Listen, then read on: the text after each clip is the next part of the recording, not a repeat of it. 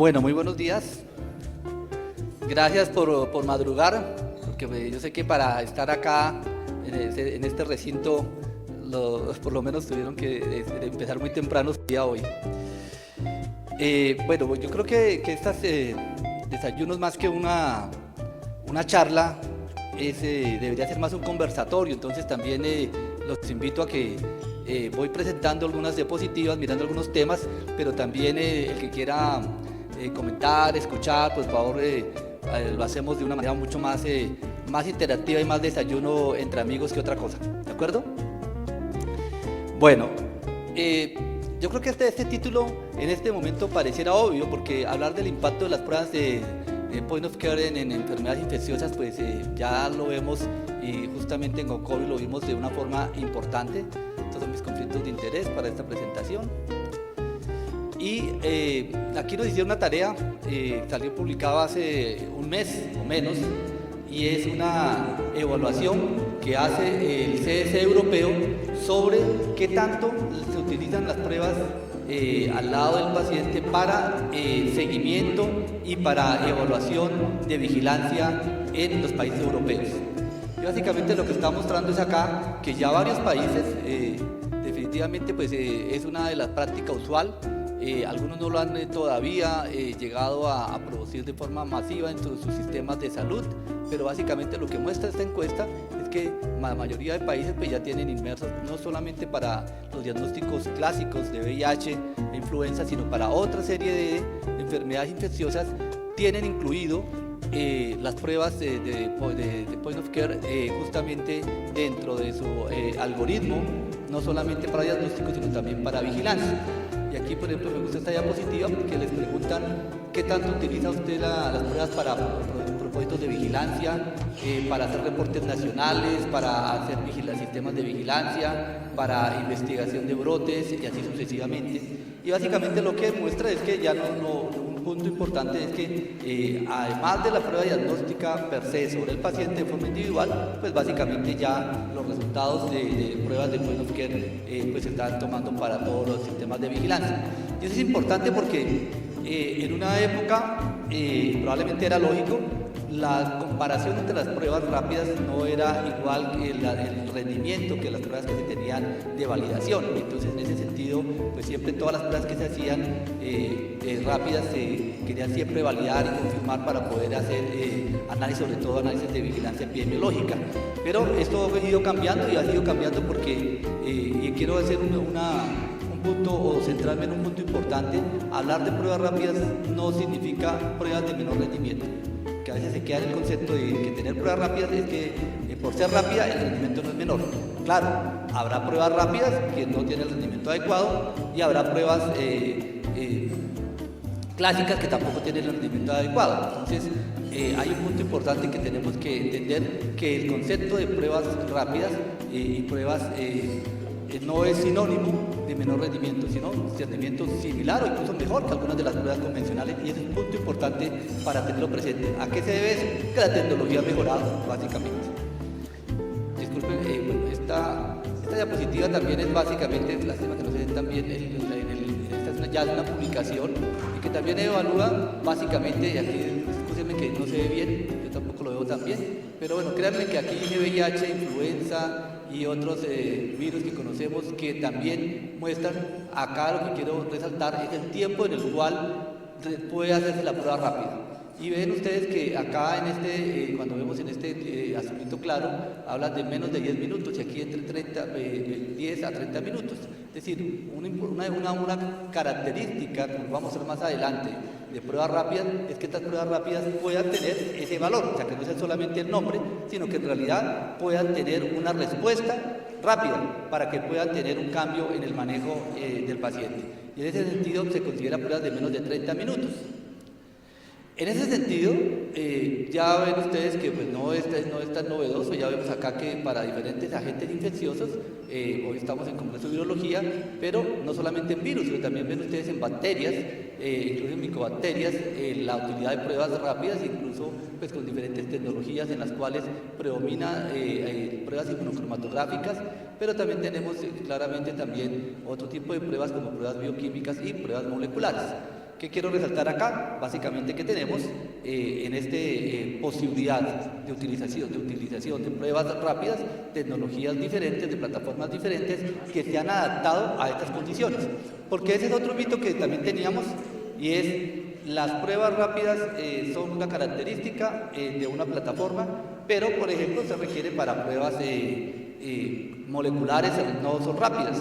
Y ya sabemos nosotros que no es así, que también ese paradigma pues ya cambió, tenemos pruebas rápidas que también son, pruebas moleculares que son muy rápidas y que tienen esas características. Entonces no solamente los point of care están destinados a solamente una plataforma, sino ustedes ven acá ejemplos de diferentes plataformas y les recomiendo esta revisión de Journal of Clinical Microbiology que hace un muy buen resumen de pruebas que estaban vigentes hasta el 2019.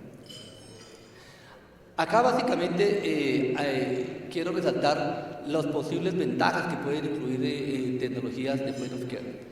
Y básicamente resumo en este párrafo que ustedes ven acá. Sin embargo, pueden ver algunos puntos importantes de lo que puede incluir no solamente un rápido diagnóstico, sino también hay procesos en los cuales se puede mejorar la calidad, el monitoreo y también todo el proceso del desarrollo en un laboratorio. Y eso es importante que lo tengamos en cuenta porque igual, otro de los puntos o mitos que a veces se tiene es que pruebas rápidas o point of care va a tener mayor riesgo de tener complicaciones y procesos o errores en el proceso.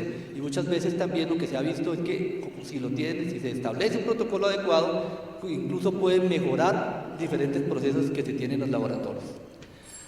Aquí quiero hacer un punto importante específicamente en un tema en los que más se ha estudiado pruebas rápidas por lo que implica. Una de las connotaciones cuando se atiende pacientes con enfermedades de transmisión sexual es la posibilidad de que el paciente realmente regrese. Porque de entrada, una persona que por la misma estigmatización que han tenido las ITS en la historia de la humanidad, muchas veces las personas ni siquiera consultan al sistema de salud.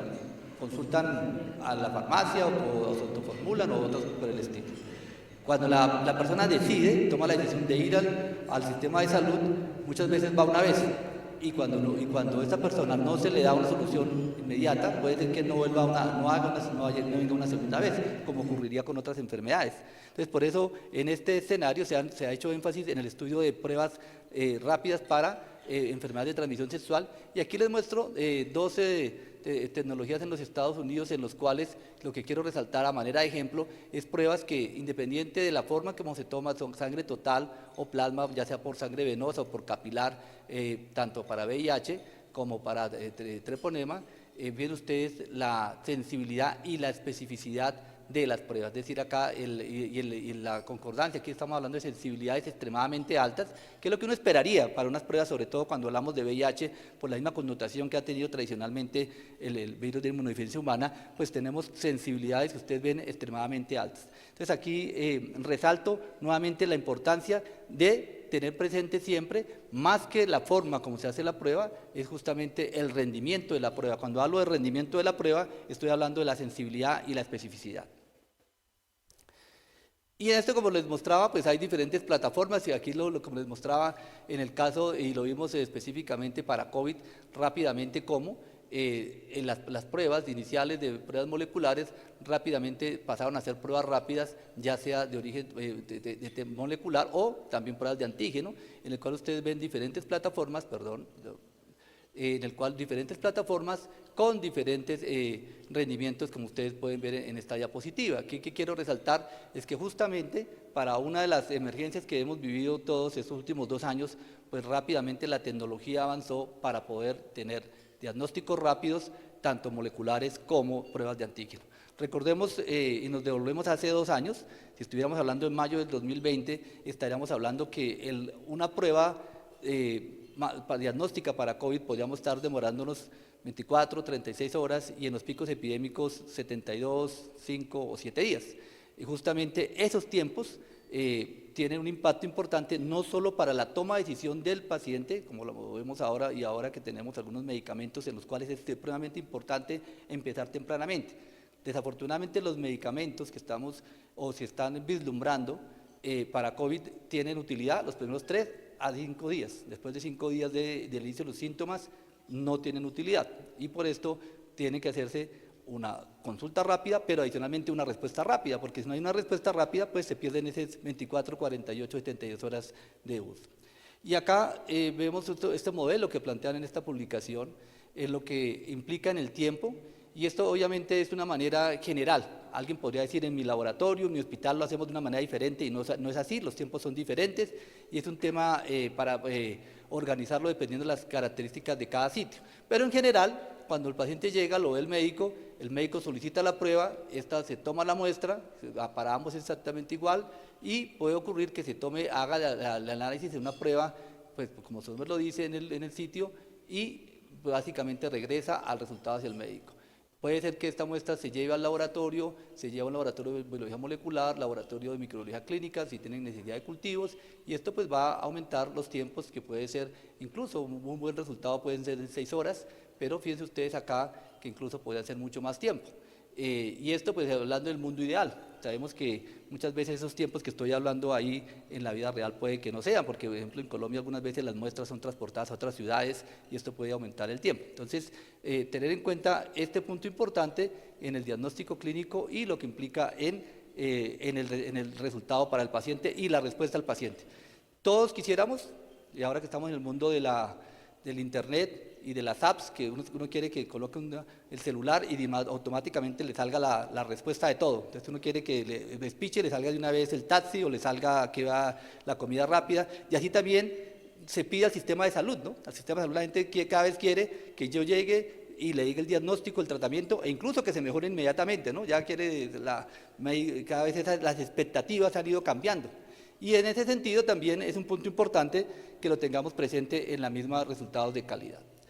Aquí viene otra serie de puntos importantes que también es las pruebas múltiples, en los cuales no solamente se está hablando de una prueba para detectar un solo agente infeccioso, sino varios agentes infecciosos. Y aquí hay una serie de pruebas que ustedes pueden ver ahí en las diferentes plataformas, con capacidad para detectar diferentes virus, diferentes bacterias, diferentes hongos, y en este sentido, sobre todo, hago solamente una cuña, también hay que tener cuidado con la interpretación. Cuando utilizamos pruebas múltiples con diferentes agentes, recordemos que ahí lo que detectamos, especialmente en las pruebas moleculares, detectamos material genético, no enfermedad.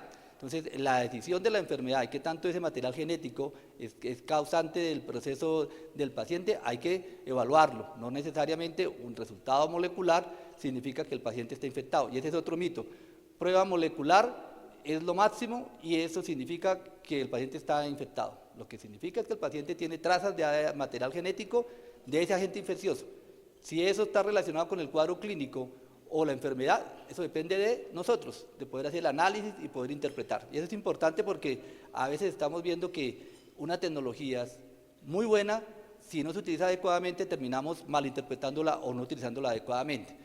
Especialmente cuando hacemos en bacterias. Digo esto porque en los virus, como no hay tratamiento, entonces no hay mucho que hacer, pero en las bacterias sí, y entonces terminamos dando 10 o 5 o 15 antibióticos que no tienen utilidad. Pero una cuñita a este tema. Lo importante acá en la diapositiva es resaltar que es posible. Es posible y además es como el mismo sueño que uno quisiera, que el paciente llega al servicio de urgencias con síntomas respiratorios. Hoy, en Bogotá, estamos en pico respiratorio. Alguien tiene tos, malestar general, mocos. Quisiéramos ver si eso es COVID, o si eso es influenza, o eso es virus incital respiratorio, o parainfluenza, o adenovirus, que están circulando, los 5 que acabo de nombrar están circulando en este momento. Pero yo no puedo saberlo clínicamente, porque no, la posibilidad clínica de saberlo, y ahí es donde uno quisiera que estas pruebas le puedan ayudar. Y es un punto importante, o por lo menos descartar algunas de las que nos preocupan y que tienen tratamiento. En el caso de COVID, que es paradójicamente el que tiene más tratamiento de estos virus que acabé de nombrar, pues por lo menos decir no es COVID, o es COVID porque eso permitiría definir las otras patologías. Y acá básicamente estas mismas características para gérmenes como Neisseria gonorrea, clamidia, sífilis, importante tenerlo presente, la posibilidad de detección en diferentes escenarios, en condiciones diferentes, con sensibilidades y especificidades diferentes, y aquí hago énfasis siempre para los que están en el laboratorio, que pues claramente son expertos, pero los que estamos en el área clínica también revisar con su laboratorio, donde el sitio donde está enviando las muestras, evaluar qué tipo de pruebas están comprando y qué sensibilidades y especificidades tienen, porque muchas veces de eso depende los resultados y las decisiones que se están tomando. En dengue también, igual, básicamente evaluar las características para pruebas de dengue también que cada vez están, y también claramente es una de las dificultades en infectología o en los servicios de urgencias, el paciente que llega con fiebre, y sabemos que en este caso es un paciente que está, aquí está nuestro amigo William Lenis en Cali, que llega en mayo, en las épocas de diciembre, enero, febrero, pacientes que llegan con fiebre, ¿será dengue o será otra cosa? O hace como 3 meses, podríamos decir, o será COVID, o será otra cosa que hace la diferencia en el manejo y el enfoque que se haga.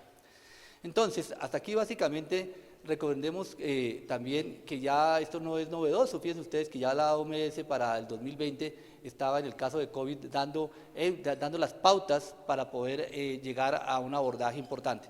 Y es porque claramente, dentro del manejo de la pandemia, uno de los objetivos importantes era que las personas tuvieran un manejo y un acceso adecuado a la atención en salud. Y para eso se necesitaba un diagnóstico rápido. Y eso hace que la OMS saca estas directrices dentro del plan de la atención de COVID-19, que tener claramente el uso y cuál es la utilidad, tanto para conocer diagnóstico agudo, pero también incluso como ustedes ven acá, para tener determinar infecciones previas, específicamente para estudios de brotes o para estudios que pudieran ayudar a organizar el manejo en una determinada región o un determinado incluso colegio o universidad o sitio de trabajo. Acá hay varias pruebas que lo que puso OMS que sigue vigente, parámetros para las pruebas point of care, parámetros de sensibilidad y especificidad para el diagnóstico agudo aceptable, que tenga un 80% de sensibilidad, un 97% de especificidad y lo ideal por encima del 90%. Para el diagnóstico confirmación, sensibilidades y especificidades como ustedes ven ahí, y para una infección pasada también por encima del 90%. Es decir, aquí lo importante es no la diferencia entre usar point of care o no, o pruebas rápidas a las pruebas convencionales. Lo importante no es la tecnología, lo importante es el rendimiento de la prueba. Hago énfasis en ese punto tercera vez porque me parece que es el tema que también tenemos que entenderlos y trabajarlos entre todos. Y también tener en cuenta que el rendimiento de las pruebas pues también depende el momento que la hagamos. Lo tenemos muy claro ya en COVID-19, en qué momento es que uno va a hacerle la prueba, cuál es la probabilidad de tener una prueba, si la está haciendo los primeros 2 días, en el pico. Nos ha complicado la vida la llegada de Omicron, porque Omicron inicialmente se planteó que podía cambiar los periodos de contagio, pero hay una cuña, entre otras, la evidencia ha mostrado que no cambió mucho, que probablemente los periodos de Omicron al final siguen siendo los mismos, más o menos 1 o 2 días antes de empezar los síntomas, pico en el tercer al quinto día y puede seguir positivo hasta el 7.º día. Eso es importante que lo tengamos en cuenta porque al comienzo se planteó que podía ser diferente y probablemente no es tan diferente, probablemente cambió de 7 a 10 días de lo que conocíamos inicialmente, que era 14 días. Entonces también teniendo en cuenta cuándo es el pico epidémico, tenemos el riesgo de transmisión, pero también desde el punto de pruebas, saber en qué momento es el momento ideal para poder hacer o solicitar la prueba, ya sea por método convencional o la prueba rápida. Y acá ven ustedes que ya este flujograma el más reciente está la última actualización, abril del 2022, de la CES europeo para sus países. Me gusta que hace una diferencia importante, no es muy diferente a lo que nosotros hicimos en Colombia de agosto del 2020, ¿no? Que también quiero aquí hacer una, los que me escuchaban anoche, como comentaba, uno de los puntos importantes de Colombia fue ser pionero en la inclusión de flujogramas con pruebas rápidas. Pero acá, volviendo a la diapositiva, me gusta que las recomendaciones que hace el CDC europeo lo hace basado en si el paciente está sintomático o asintomático o solamente para tamizaje, pero lo hace basado en la prevalencia, qué tanto está circulando, que es lo que nosotros igual podemos hacer cuando tenemos en Colombia, por ejemplo, en la página del Instituto Nacional de Salud, de manera juiciosa, hace el índice de positividad. Entonces ustedes lo han visto, lo han consultado, pero en la página del instituto, en la pestaña de muestras, aparece el índice de positividad diario del país. Y uno puede saber qué tanto está circulando el virus. Eso es importante tenerlo en cuenta, porque también eso hace la posibilidad de determinar en qué momento uno debería utilizar pruebas y cuál es el valor de las pruebas. Y aquí, por ejemplo, en el caso de las pruebas rápidas para COVID, el timing es de 5 primeros días. Porque recordemos que después del 5.º día, la sensibilidad de las pruebas se cae. Entonces aquí es importante también, el rendimiento de las pruebas depende, como les decía en la diapositiva anterior, el momento que se solicite. Tenemos que tenerlo también claro para poder también tener la utilidad de las pruebas. Acá tenemos también las pruebas cuando se pueden utilizar para confirmación también, y cuáles son los objetivos. Los invito a revisar este documento en el cual está el detalle. Objetivos para el paciente agudo, para control de la transmisión, para mitigar el impacto, para hacer tamizaje en hospitales, para identificar brotes en sitios específicos. En el paciente asintomático, cuando la solicito y cuando no la solicito, por ejemplo, no se recomiendan prevalencias menores del 10%, y cuando se utiliza pues deben tener algunas características estas pruebas, y en el tamizaje, cuando hay una prevalencia mayor del 10%, siempre y cuando esté entre los 7 días de exposición o tan pronto como sea posible. Es decir, hay unas indicaciones claras de su uso para las pruebas las rápidas en los 3 escenarios diferentes. Entonces depende de 2 características importantes: ¿para qué la quiero? Paciente sintomático, paciente asintomático, o para el paciente que está para estudiar un seguimiento o un tamizaje en una institución determinada, y con qué frecuencia la hago. Eso es importante también para tenerlo presente. Por ejemplo, si lo hago para tamizaje, debo hacerlo con repetirlo con una frecuencia determinada si realmente quiero utilizarlo de forma adecuada y puedo tener esta característica. ¿Qué se recomienda desde la OMS para las pruebas de diagnóstico de point of care? Básicamente esta serie de recomendaciones que ustedes ven ahí, que el precio sea pagable, es decir, que realmente sea costo efectiva. Probablemente muchas de las pruebas rápidas son más costo efectivas desde el punto de vista del valor de la prueba y del procedimiento, que sean sensibles y específicas, es decir, el rendimiento, que sean fáciles como dice ahí, que sean amigables para el que las vaya a realizar, que el resultado sea rápido y robusto, sea menos de 30 minutos. Cuando las pruebas rápidas se demoran más de 30 minutos, 2 o 3 horas o 6 horas, pues no son pruebas rápidas. Tiene un nombre, puede ser fáciles de hacer, pero no rápidas. Que no necesiten equipos grandes para el procesamiento, y que sea tenerlo factible al alcance de lo que lo necesitan. Ya habíamos mirado algún ejemplo parecido, lo que estaba mostrando en los tiempos, de lo que ocurre en un tiempo no usual a lo que puede ocurrir en pruebas rápidas cuando se hace en la consulta, la prueba y el tratamiento en la misma visita, que ese es el mundo ideal y lo que todos quisiéramos como médico, bacteriólogo, enfermera y como paciente, especialmente como paciente. Aquí quiero hacer un énfasis importante y es tocar el tema de VIH, porque desafortunadamente cuando vemos esta gráfica de actualización de Colombia con los datos de ONU-SIDA o lo que esperamos de datos presentes, recordemos que Colombia, más o menos mal contados, de acuerdo a la prevalencia, se ha mantenido estable en 0.5%. Y cuando mantenemos una prevalencia de 0.5%, estaríamos hablando de 180.000 personas que conviven con VIH, pero de los cuales solamente el sistema de salud tiene 134.000. Es decir, mal contados, tenemos 46.000 personas que conviven con VIH que no saben su diagnóstico. Esto hace que tengamos una dificultad en lo que ustedes ven acá. En Colombia es la barra azul, en esta barra, que es el primer objetivo de ONU-SIDA, que es tener el 90 y ahora el 95% de personas diagnosticadas, que conozcan su diagnóstico. Nosotros tenemos 68%. Y esa es una de las tareas más retadora que tenemos en los siguientes meses y años, porque creo que Colombia tiene la capacidad para aumentar esta prueba. Es decir, nosotros tenemos la capacidad técnica para hacerlo, y aquí nos estamos quedando cortos. Y si nos quedamos cortos en hacer el diagnóstico, pues nos quedamos cortos en ofrecerles tratamiento y nos quedamos cortos en llevar a supresión viral. Y eso hace que a su vez, que entre más tardío hagamos el diagnóstico, también más tardío vamos a tener control de la misma epidemia. ¿Por qué? Porque una persona que no conoce su diagnóstico puede transmitir a otras personas, claramente. Y eso hace que se perpetúe la epidemia. Entonces, bien ustedes, en este análisis que hicimos hace un año, una de las razones por las cuales ocurría esa brecha en el diagnóstico era la baja oferta de pruebas, que tenemos acá un tema importante, y aquí hago otra cuña. A muchas personas que tienen factores de riesgo para infección por VIH, no se les ofrece la prueba, lo mínimo. Hemos mejorado, por ejemplo, en las mujeres embarazadas. Las mujeres embarazadas está desde 1998, está recomendado por el ministerio que se haga la prueba de la mujer embarazada. Pasamos del 60, 70, 90, vamos en 95%, pero debería ser 100%. Toda mujer embarazada debería ofrecerle la prueba de VIH, claramente. Pero vemos otro grupo de personas que no les hace la prueba de VIH, cuando llegan con o solicitando una consulta por sífilis, por herpes, por papiloma, que debería estar casi inmerso porque tiene factores de riesgo para hacerlo. Pero ahí tenemos una dificultad también, que muchas personas se les mandan las pruebas, no se las hacen, o muchas personas no van al sitio, a los centros de salud, porque no tienen confianza en los centros de salud, o no, cuando digo centros de salud, centros médicos, estamos hablando en primer nivel.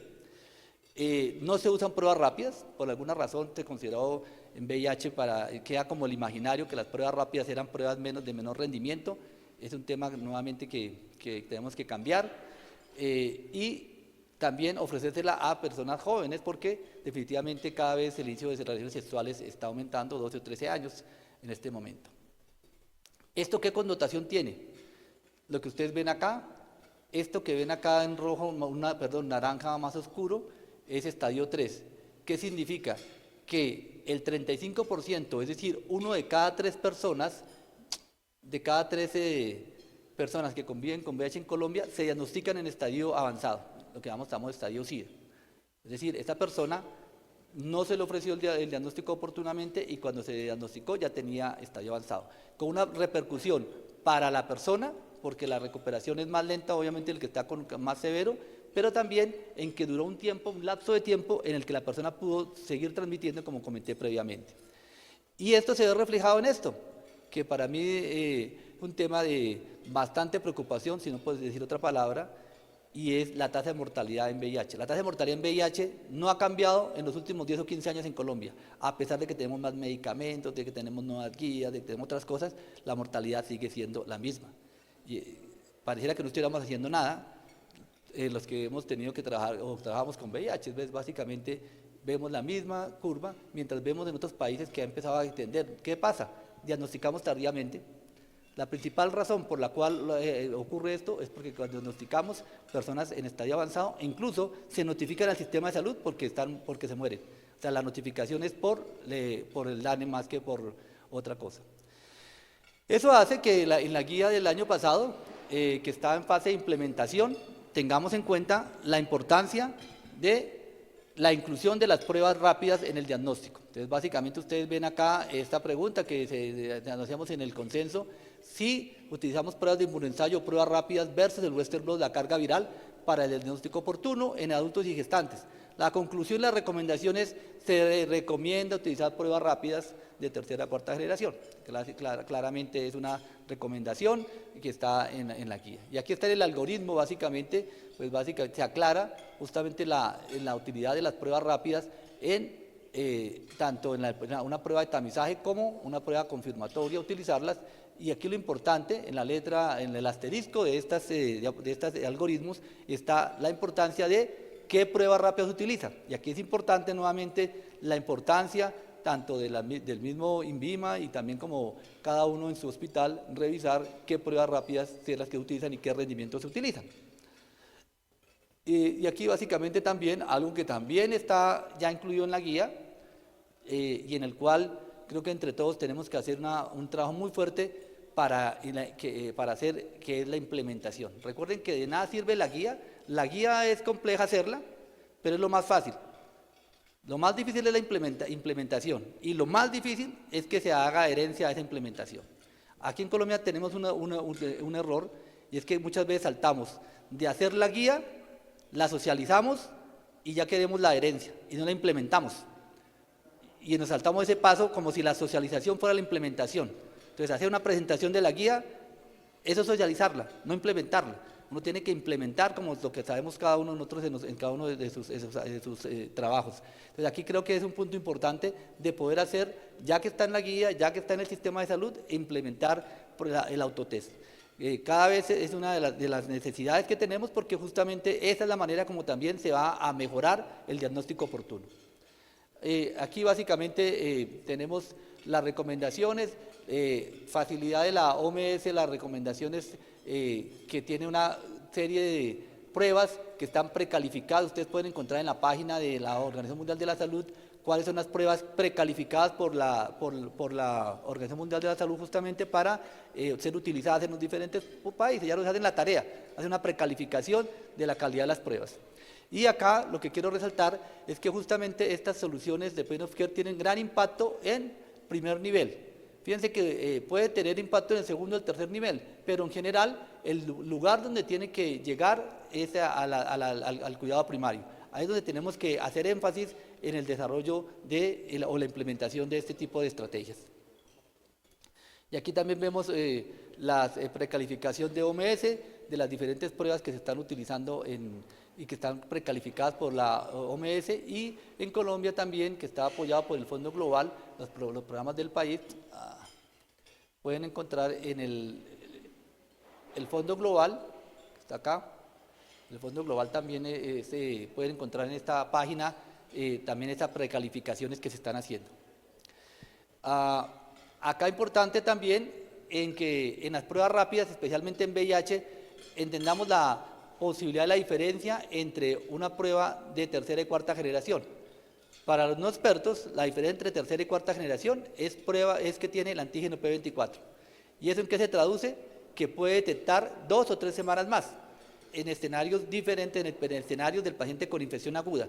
Probablemente si estamos sospechando una infección antigua, crónica, después de 6 meses, después de 2 meses, no tiene diferencia utilizar una prueba de tercera o cuarta generación. Pero si estoy utilizando en escenarios en los cuales es importante tener la sospecha de una infección aguda, pues básicamente ahí tenemos que pensar en pruebas que tengan pruebas con capacidad de detección de P24, y en ese sentido, por ejemplo, este estudio está publicado en PLOS ONE, muestra cómo la utilidad de las pruebas de cuarta generación en poblaciones clave donde hay alta posibilidad de transmisión, pues justamente hay la posibilidad de detección de transmisión aguda. Y recordemos que en este contexto la diferencia de tener una detección temprana pues nos va a ayudar a tener esa posibilidad también de poder iniciar tratamiento. Recordemos que estamos en la etapa de recomendación desde hace 3 años, test and treat. ¿Qué significa esto? Diagnostico y empiezo a tratar. ¿Y qué impacto tiene eso? Recuperación inmunológica de la persona, pero desde salud pública el mayor impacto tiene cortar transmisión. Entre más rápido empiece el tratamiento, no solamente recupero el sistema inmune de la persona, sino también evito la transmisión a otros contactos.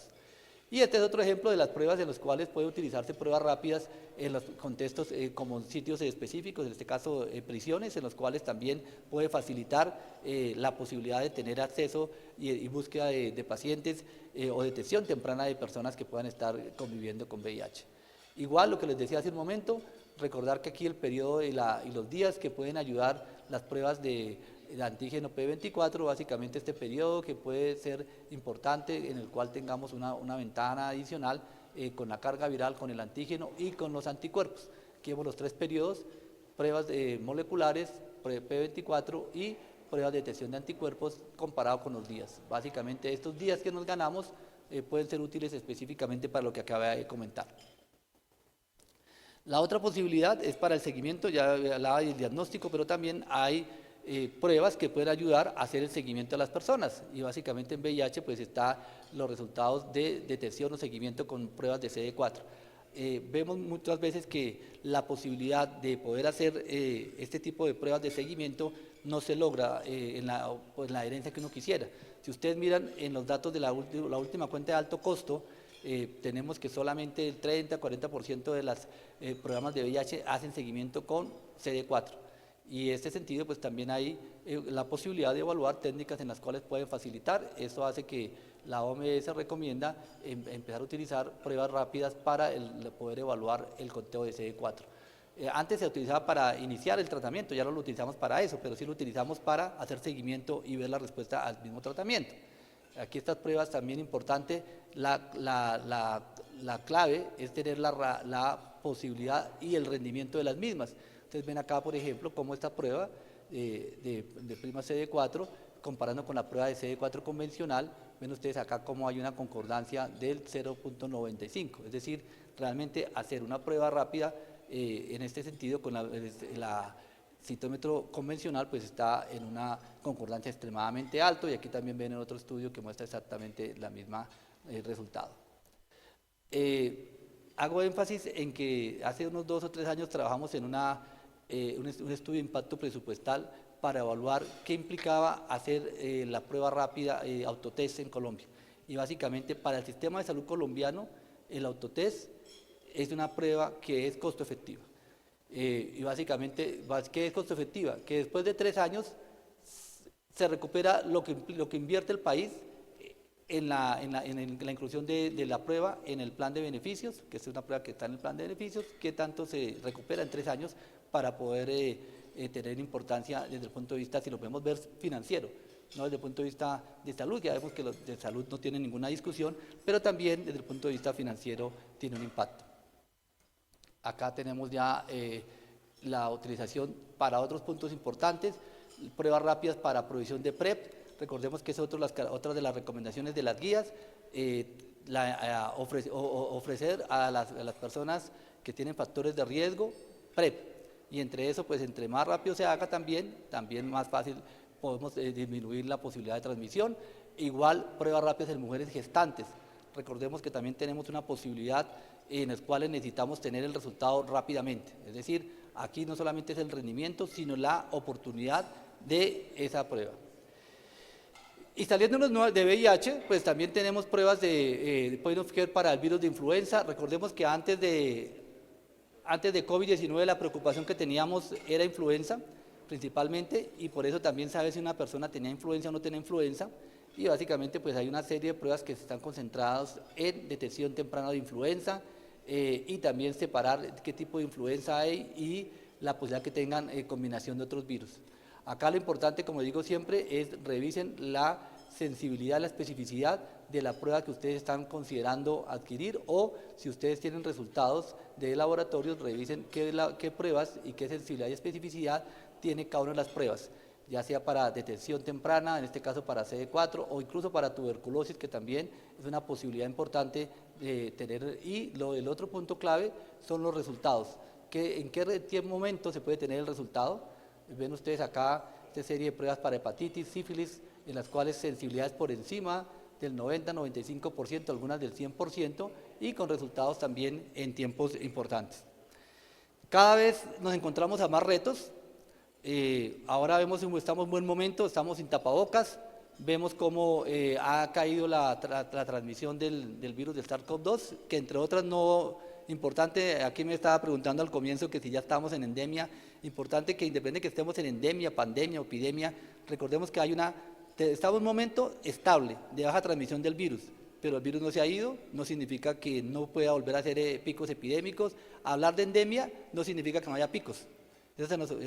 Nosotros que estamos acá lo sabemos, pero la población general no, y es importante que lo podamos también transmitir, porque a veces la gente piensa que pasar a endemia es que ya se acabó, y sabemos nosotros que no es así. Entonces es importante que lo tengamos en cuenta. Es decir, tenemos un virus del SARS-CoV-2 que llegó para quedarse, y eso significa que vamos a tener dificultades diagnósticas en momentos, probablemente nuevos picos epidémicos, pero también tenemos la transmisión de otros virus respiratorios que empiezan a ser importantes, como los que les acabé de nombrar. Vemos la circulación de sincitial respiratorio, por ejemplo en Bogotá, vemos también adenovirus, influenza, parainfluenza. Entonces, en el caso de las personas con síntomas respiratorios, pues además de lo que ya conocíamos, ahora tenemos que tener en cuenta que una posibilidad adicional es que tenga SARS-CoV-2. Y también, claramente, el compromiso que comentaba previamente, que a pesar de tener vacunas, pues esto nos va a ayudar mucho, pero desafortunadamente vamos a seguir teniendo personas que estén con dudas diagnósticas en los servicios de urgencias. Creo que aquí termino mi presentación.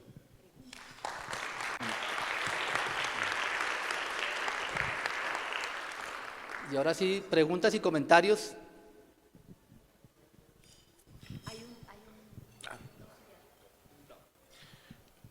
Buenos días, Carlos. Excelente presentación, y yo aprovecho para iniciar las preguntas y preguntarte, ¿cómo ves tú el panorama, por ejemplo, para el tema de autotest en el futuro cercano en Colombia, que es todavía un tema que creemos que de hecho debería realmente justo pasar a la implementación como tal? Bueno, yo creo que ya se hizo la primera parte, que es que esté incluido en las guías. Y como decía hace un momento, ahora viene la segunda, que es la implementación. Realmente ahí creo que es un tema en el cual hay que empezar a cambiar la concepción de nosotros como profesionales de la salud, de tomadores de decisiones, y creo que, porque en este caso es fácil, porque yo creo que para el ciudadano no es un problema. Es más, lo está esperando. Hay veces que el ciudadano dice, no, yo no acepto eso. Aquí no, aquí el ciudadano probablemente sí lo quiere. Lo que hemos estado más reticentes somos nosotros, como sistema de salud. Entonces yo creo que es un tema de implementación y debería ser más fácil.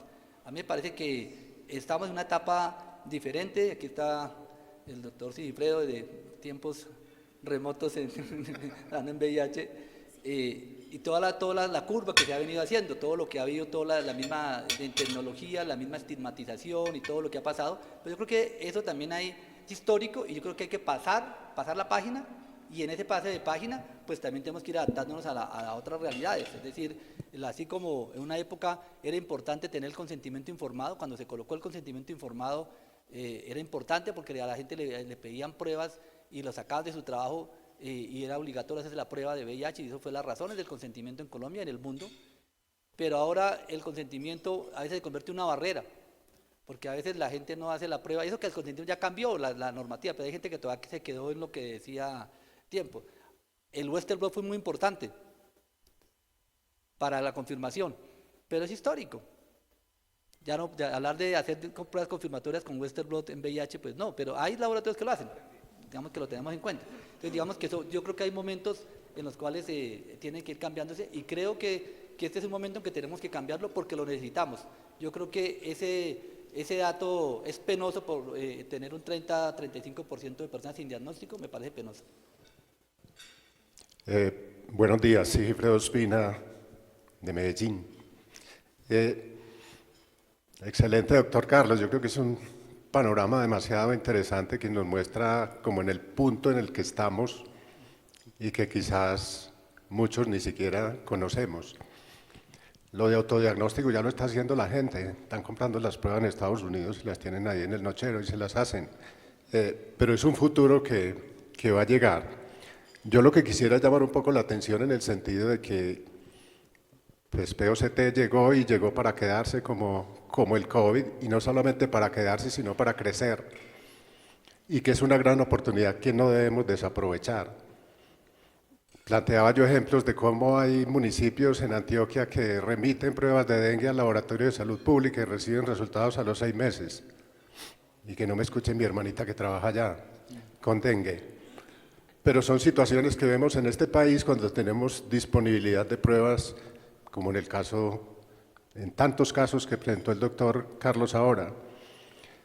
Y el llamado es más hacia que tengamos en cuenta la reglamentación, porque como esto llegó como una avalancha, y la avalancha de pruebas rápidas en COVID-19 nos enseñó mucho, y desacreditó las pruebas rápidas en su momento, precisamente porque no supimos contener esa avalancha. Entonces, lo primero es la reglamentación, entender que hay unas pruebas que son obligatorias. Sabemos que en una materna que llega en trabajo de parto hay que hacer sífilis y VIH obligatoriamente.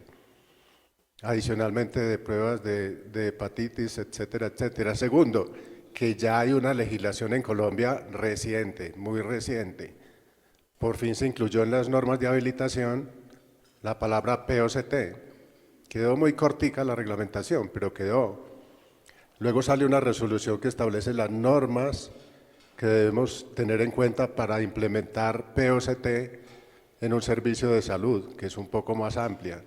Y ya venía otra norma que establece el tamizaje para VIH, sífilis, hepatitis B y C, con pruebas rápidas por personal que no es del laboratorio clínico. Entonces, mi llamado es en ese sentido, o sea, como no desbocarnos a buscar y a implementar pruebas rápidas, porque de pronto terminamos haciendo más daño. Un error en una prueba rápida se califica de entrada como un error grave porque la decisión se toma de inmediato, y el doctor Carlos lo mencionó en su momento. De tal manera que tenemos al frente una gran oportunidad que tenemos que aprovechar y no olvidar la intención de uso.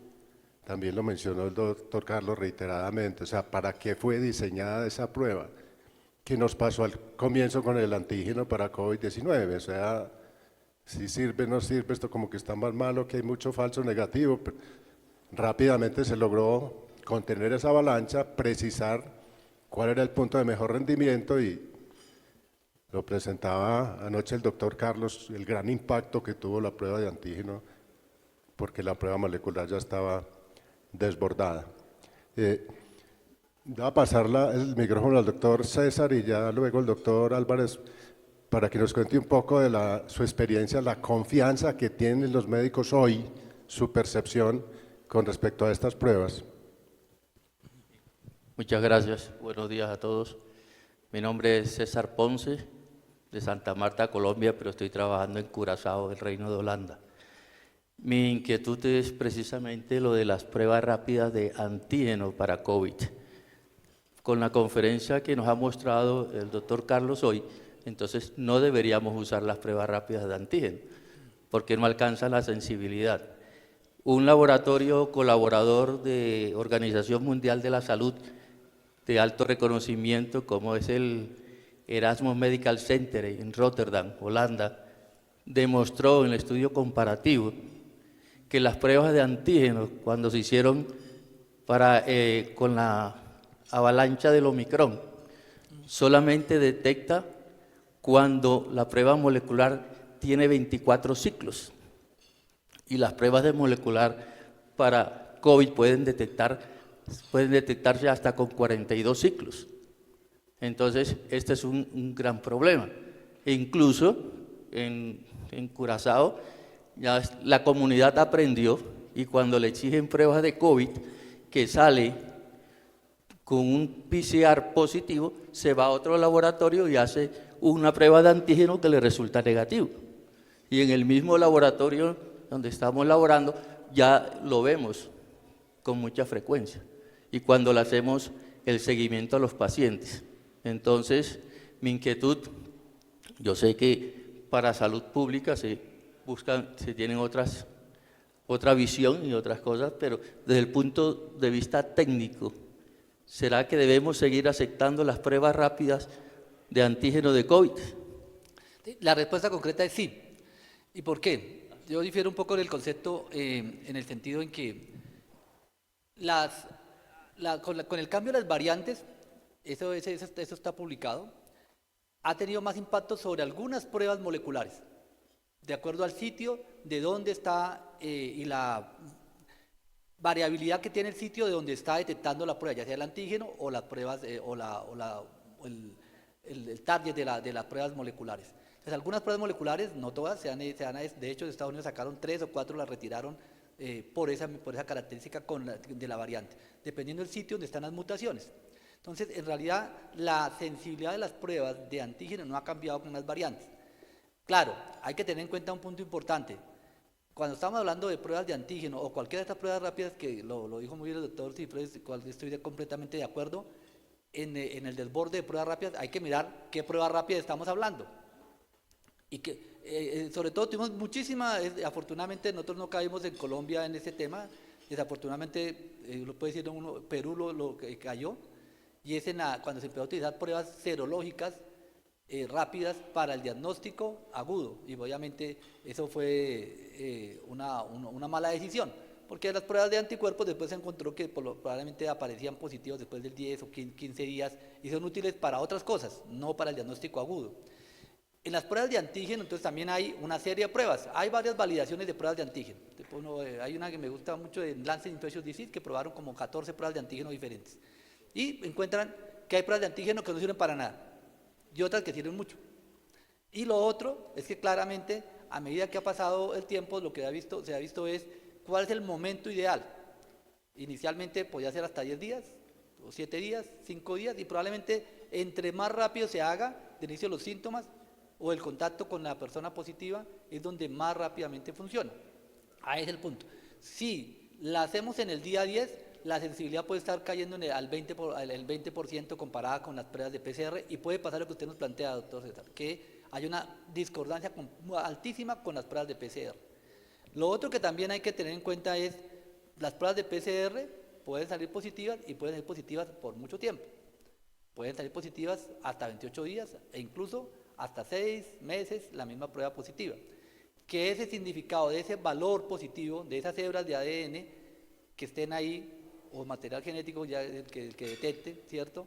en este caso ARN, qué tanto esas pruebas que van a tener van a significar que tenga un cambio en la conducta en un paciente.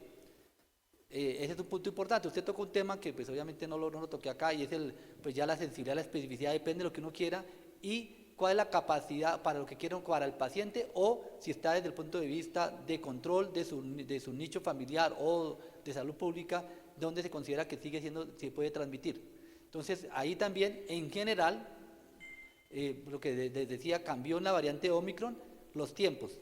Casi que se planteaba que seguía siendo importante la transmisión hasta el día 10, con Omicron hasta el día 7, antes con Alfa hasta el día 14. Eso ha ido cambiando, eso es un cambio paradigmático. Probablemente no era día 5 como se planteó los CDC, que es una crítica que le han hecho fuertemente, que es un tiempo muy corto, probablemente fue una decisión de salud pública, más no biológica, y si hay una correlación entre los ciclos y la positividad de la prueba de antígeno. Probablemente también sabemos que a pesar de que las pruebas tengan capacidad, como usted lo plantea, hasta 42, probablemente más 39 que 42, pero igual depende de la técnica, probablemente después de 30 ciclos se considera si realmente es significativa esa positividad. Algunos dicen 32, otros dicen 35, probablemente de transmisión los datos que han hecho, que a mí me parece lo mejor en ese planteamiento, es hacer relación positividad, ciclos y cultivo. Usted puede tener positividad, pero ¿qué tanto son cultivos positivos?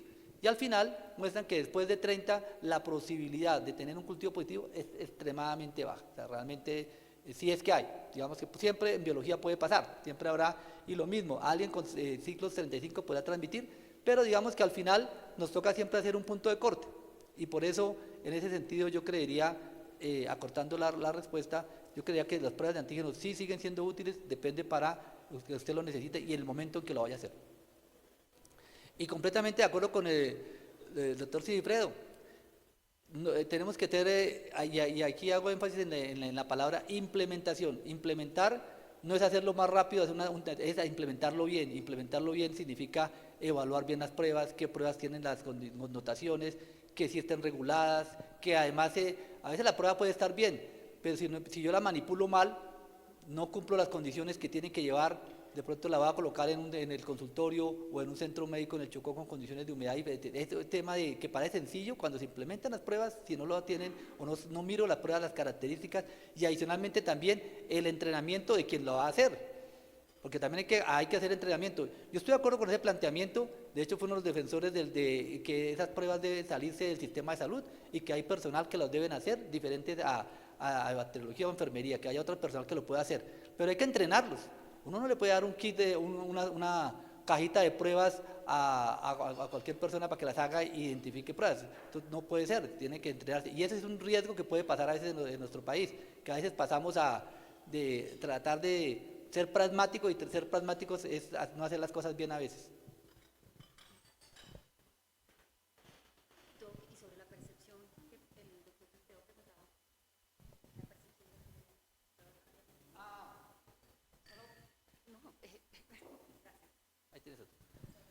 No, yo creo que la percepción ha ido cambiando, ese es un punto, para mí creo, y puedo insistir en la presentación, en un tiempo ha estado la percepción en que pruebas rápidas son pruebas de menor rendimiento.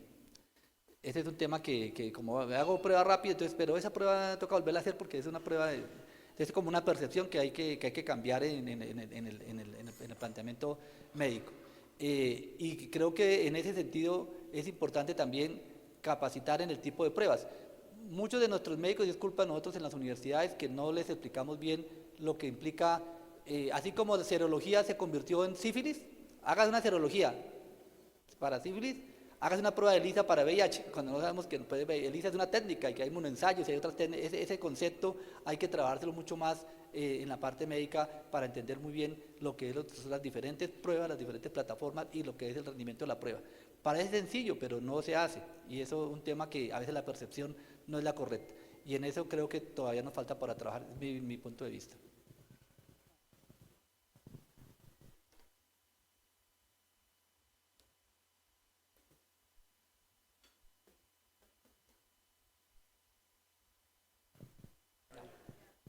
No.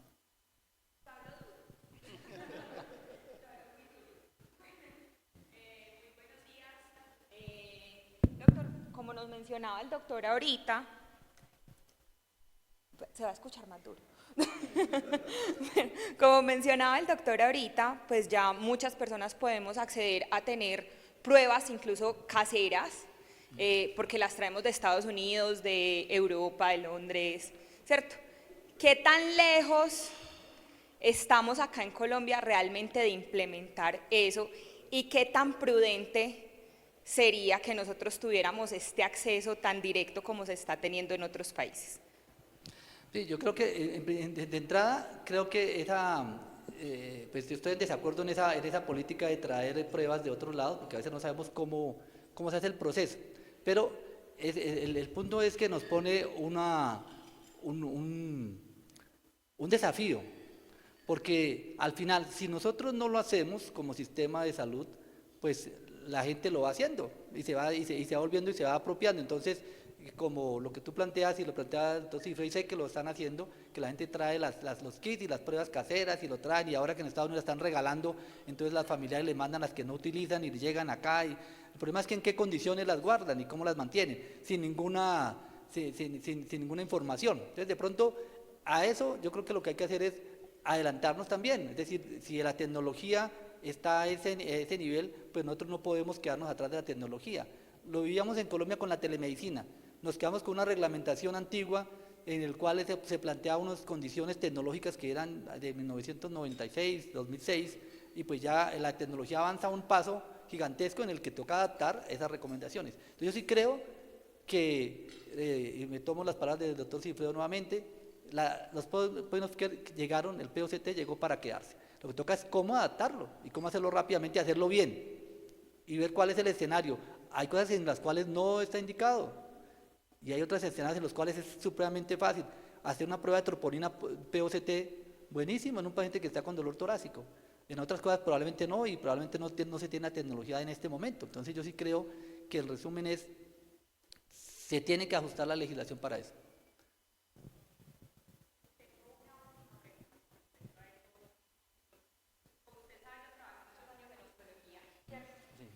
Y bueno, para nosotros muchas veces era un inconveniente en algunos pacientes dar el diagnóstico ¿cierto? Entonces, también depende mucho de la psicología de cada paciente, de cada persona, cómo recibe un diagnóstico de una enfermedad que está socialmente estigmatizada.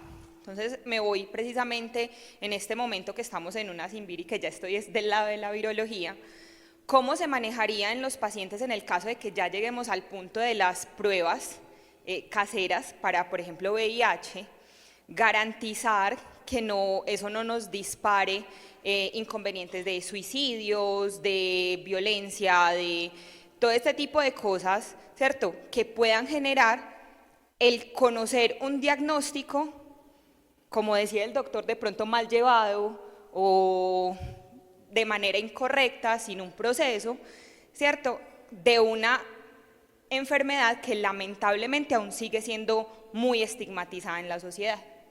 Entonces, ¿qué se ha tenido en cuenta para esos diagnósticos rápidos para los pacientes? Sí, yo creo que vuelve a lo mismo, cuando hablo de la implementación y cómo hacer la implementación, ¿cierto? Pero también por ese riesgo que tú tienes razón y que puede suceder, tampoco se puede cambiar una política de salud pública, o sea, digamos, para el otro extremo. Esa pregunta cuando me la hago, pienso en el embarazo. Las pruebas rápidas de embarazo es un POCT. Y el embarazo muchísimas veces es deseado, pero muchas veces no es deseado. Y tener una prueba de embarazo casera también, que salga el resultado, también tiene un impacto psicológico importante, ¿cierto? Entonces, yo creo que hay que tener en cuenta en que sí, hay una porcentaje de la población que puede tomar conductas arriesgadas, incluyendo contra su vida, por un diagnóstico, ¿de acuerdo? Pero lo que podemos hacer es no seguir enterrando la cabeza en arena, sino mirar qué podemos hacer. Pues tienen que hacer una implementación de salud pública, que haya líneas rápidas de llamada, acceso oportuno al sistema de salud, si se hace estrategia de pares para el diagnóstico, pues que haya un acompañamiento, en que pueda, y hay que hacer un acompañamiento a este tipo de estrategias que se hagan. Es decir, yo creo que lo que tenemos que hacer, y además ya se ha inventado. Nosotros estamos en Colombia quedados, eso ya está inventado en otras partes, entonces ya lo que tenemos que hacer es casi que hacer una transferencia, mirar cómo se están haciendo y qué ha sido exitoso. Pues yo sí creo que hay que hacer estrategias, pero hay que implementarlo.